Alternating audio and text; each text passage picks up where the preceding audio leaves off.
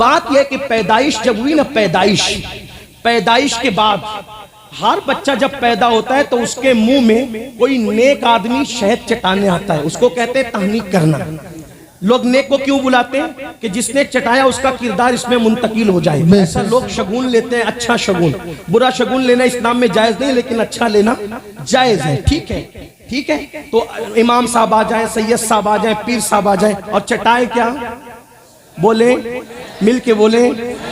آپ ہم پیدا ہوئے تو بلایا پیر صاحب کو، سید صاحب کو، اعلیٰ صاحب کو، فلاں صاحب کو۔ حسین پیدا ہوئے تو آئے کون؟ سید الانبیاء، گود میں لیا۔ اور ہم آپ پیدا ہوں تو چٹایا کیا جاتا ہے؟ شہد۔ شہد کسے کہتے ہیں آپ کو پتا ہے؟ اہل علم جانتے ہیں، ڈاکٹر لوگ بھی جانتے ہوں گے، سائنس پڑھنے والے بھی جانتے ہوں گے۔ شہد کی مکھیاں باغوں میں جاتی ہے، جنگلوں میں جاتی ہے، بیابان میں جاتی ہے، پھولوں کا رس چوستی ہے، پھلوں کا رس چوستی ہے، پتوں کا رس چوستی ہے، اور آ کر اپنے چھتے میں الٹی کر دیتی ہے، اگل دیتی ہے، اس کو الٹی کر دیتی ہے۔ اس کو کیا کہتے ہیں؟ مکھی کی وومٹ کو کیا کہتے ہیں؟ یہ ہے ہمارے لیے، آپ کے لیے شفا۔ قرآن نے کہا شفاء للناس، کہ وہ تمہارے لیے شفا ہے۔ ہم نے، آپ نے کیا چاٹا؟ پہلی غذا کیا چاٹا؟ بولو، کیا چاٹا؟ شہد۔ لیکن جب حسین پاک کی باری آئی، کہا تم اور لوگوں، تمہارے لیے مکھی کا اگال، مکھی کا تھوک، مکھی کی وامٹ۔ لیکن حسین کو مکھی کا اگال نہیں۔ مکھی کیا چیز ہے؟ مکھی کیا چیز ہے؟ یہ حسین ہے۔ ان کو، ارے مکھی کا شہد ان کو ملے گا جن کے یہاں مٹھاس نہیں ہے۔ یہ حسین کے نانا ہے، ان کے شہد میں، ان کے منہ میں اتنی مٹھاس ہے کہ شہد وہاں سے خیرات مٹھاس مانگتا ہے۔ کیا بات ہے، واہ واہ۔ میرے امام کہتے ہیں، میرے امام کہتے ہیں، ہم تو وہاں سے لیتے ہیں نا۔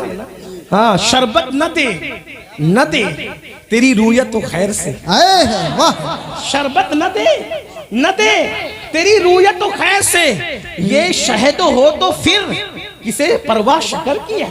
واہ واہ۔ نبی کے دیکھنے کو، میرے امام نے نبی کے دیکھنے کو شہد سے تشبیہ دی، یعنی دیکھنے میں اتنی مٹھاس ہے تو منہ میں کتنی مٹھاس کتنی تھی بتائیں؟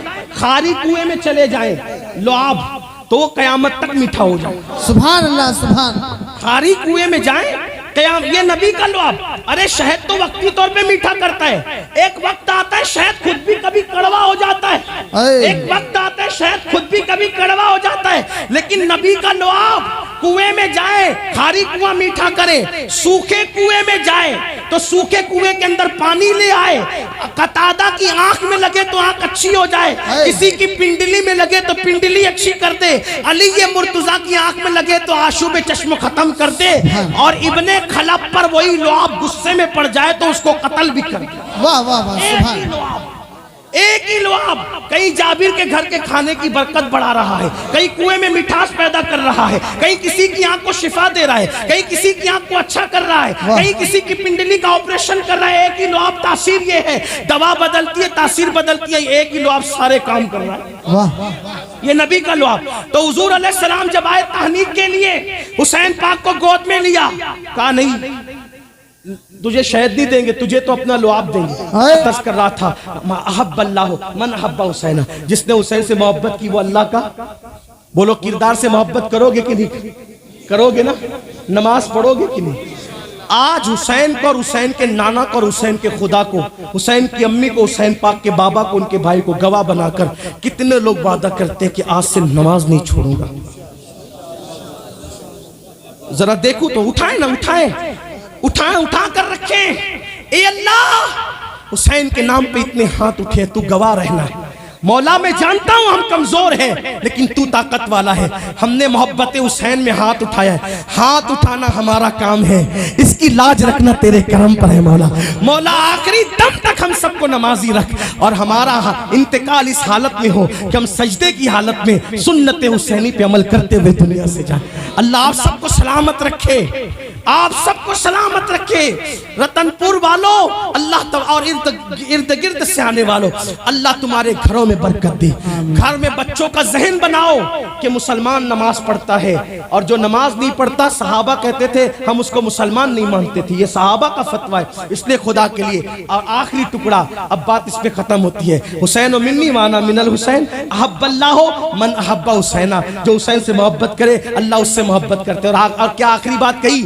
حسین و سبتم من الاسباط، حسین میرے بیٹوں में बेटा है। सिब्त कहते हैं नवासे को, लेकिन मजाजन माना मुराद लिया जा रहा है बेटा, क्योंकि कुरान ने भी उनको बेटा कहा, अबना अना व अबनाकुम, उससे मुराद हसनैन करीमैन है। तब तर्जुमा क्या हो रहा है, हुसैनो सिब्तुम मिनल अस्बात, हुसैन मेरे बेटों में बेटा है। बस इसी पे बात मुकम्मल हो रही है, तवज्जो करना। हुसैन मेरे बेटों में बेटा है, हुसैन मेरे बेटों में बेटा है, हुसैन मेरे बेटों में बेटा है। मतलब क्या हुआ, आशिक कह रहा है, देखो महारतन लोग कहते हैं ना कि मेरा पीर पीरों में पीर है, यानी सारे पीर एक जगह, मेरा पीर अकेला एक जगह, मेरा आलिम आलिमों में आलिम है, सारे आलिम एक जगह, मेरा आलिम एक जगह। इसी तरह मेरा महबूब महबूबों में महबूब है, यानी सबके महबूब एक जगह, मेरा महबूब एक जगह, यानी सब एक तरफ, मेरा महबूब एक तरफ, मेरा पहलवान पहलवानों में पहलवान है, सारे पहलवानों की ताकत एक तरफ, मेरे पहलवान की ताकत एक तरफ। यानी कि ये बताने के लिए महारतन आप कहते हैं ना,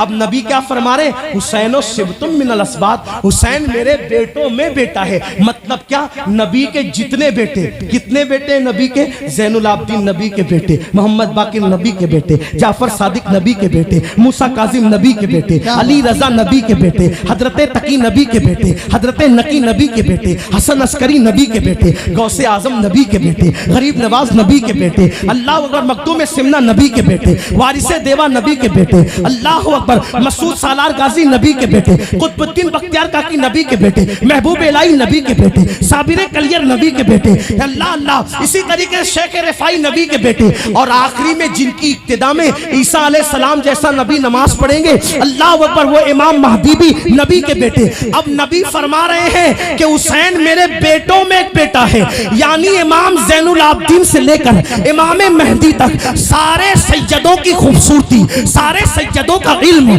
सारे सैयदों का तकवा, सारे सैयदों की परहेजगारी, सारे सैयदों की शुजाअत, सारे सैयदों की बहादुरी, सारे सैयदों की गैरत, सारे सैयदों की सारी खूबियां अगर किसी एक शख्सियत में जमा हो जाती है, उसी को हुसैन इब्ने अली कहा जाता है।